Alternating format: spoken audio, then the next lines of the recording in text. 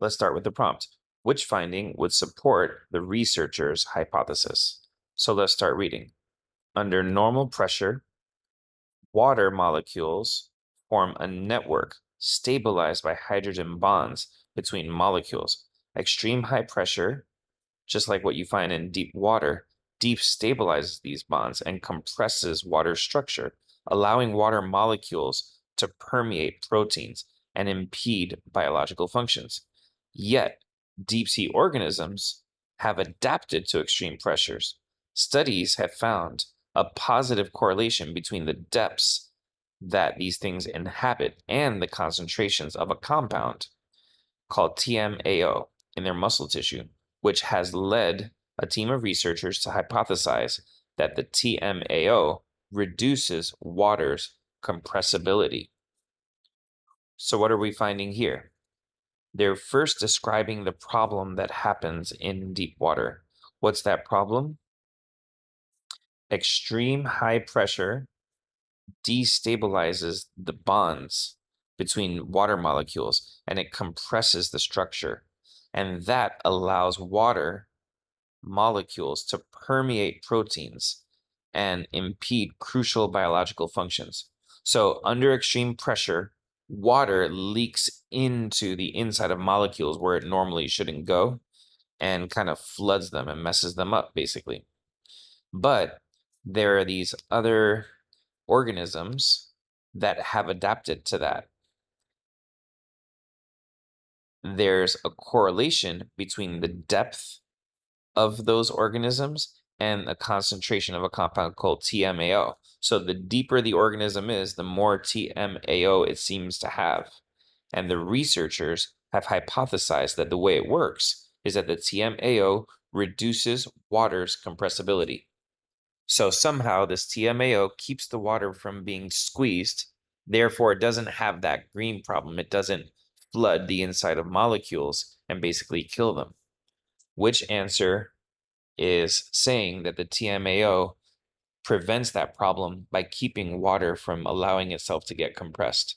So answer choice A says water molecules are found to be impervious to TMAO, even when the water molecule's tetrahedral configuration has been distorted by high pressure.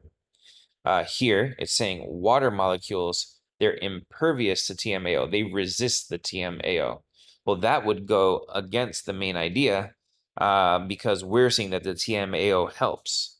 And by the way, you can go to gratefultestprep.com to find some vocab tools that can help you enhance your vocabulary little by little to get ready for your SAT.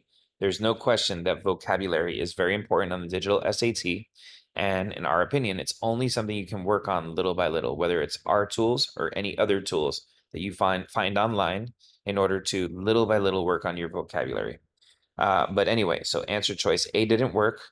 B, examination of the molecular structure shows that the TMAO molecules retain their shape even as the pressure increases.